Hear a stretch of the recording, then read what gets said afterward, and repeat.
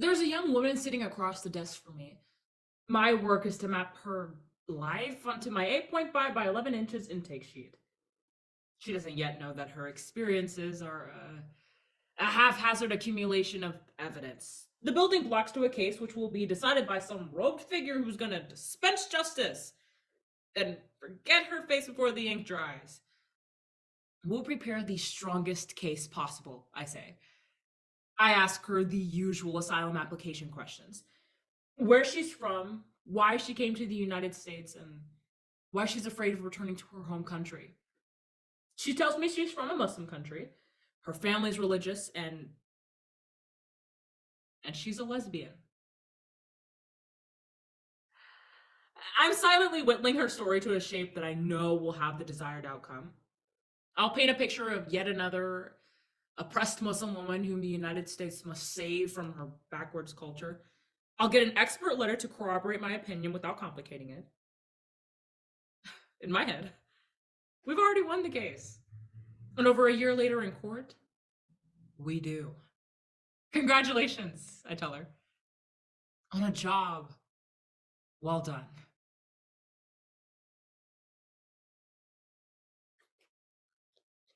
Liberal and conservative rhetoric surrounding immigration policy reveals a broken system. In a public address on September 7th, 2023, New York Mayor Eric Adams laments he doesn't see an ending to any of this.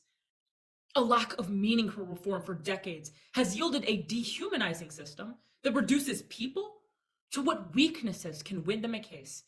Lawyers crumble under unrelenting workloads, making efficiency key and humanity a liability. Author Jazia Zaman's true story reveals a system on the verge of imploding. Why I left immigration law by Jazia Zaman. There's an easy formula us immigration attorneys follow. We excavate fragments of our client's past, collect this bit of ugliness and that bit of sadness, you know. The law demands just one story about our clients' lives. It's not one of triumph or success. Unlike other kinds of laws where attorneys argue their client did nothing wrong, a lot of immigration law starts with an admission of guilt. We concede our clients entered the country illegally or stayed too long or lied about their marriage or whatever else. Confession and penance are akin to sacraments in immigration law. Some clients understood the expected performance better than others. I emphasize the importance of appearing sorry to a dignified Korean client in his 60s. He sat rigid during our meetings, spoke in short, halting sentences, and refused eye contact. I warned him. If the judge sensed evasiveness or defensiveness, your case is lost. In court, we faced a punitive government attorney who saw my client's discomfort and abused it to her fullest. She fired variations of the same question over and over again and pounced angrily if his answer seemed uncertain. Yeah, it was going badly. 5 minutes before the hearing concluded, I asked him in closing if he had anything else that he would like to say to the judge before she makes her final decision. Dignity gave way to necessity. Oh, the old man began to bow his head and weep and said he was sorry and begged through tears that he had no other home.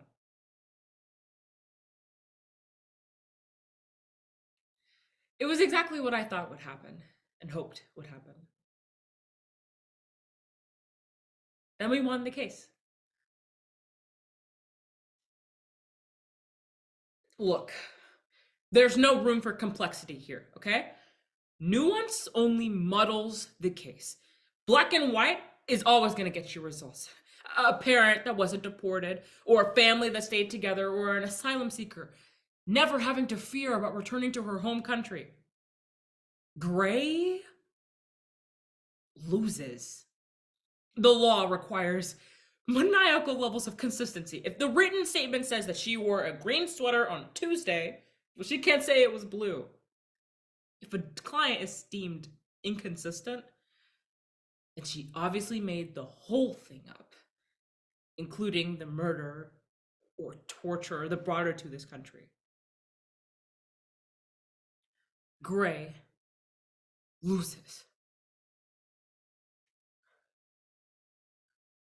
During an intensive month-long preparation for a domestic violence-based case, my client would repeatedly show up bleary-eyed and exhausted. The more we practiced, the less she seemed to remember. During one meeting, she would insist an event took place 10 years ago, and then during the next, it was 10 months. I don't sleep anymore, she would tell me, every single time we met. I tell her she doesn't have the luxury of giving up.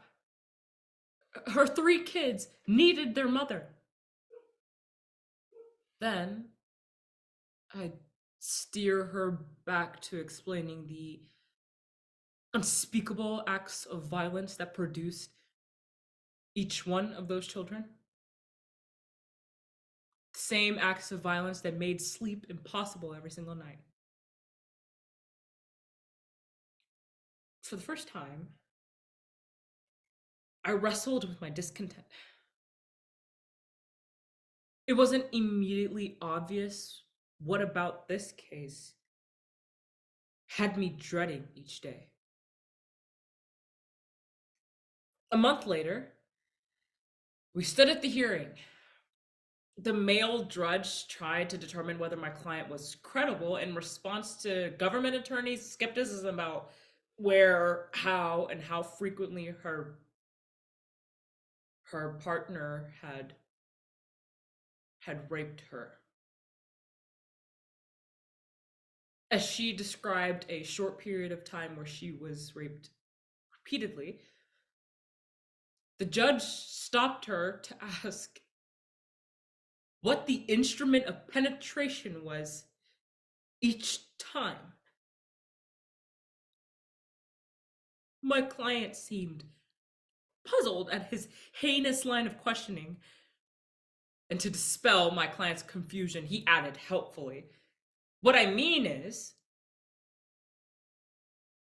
did he use his fingers that time or his penis?" Tuesday's rape was fingers, and Wednesday was penis.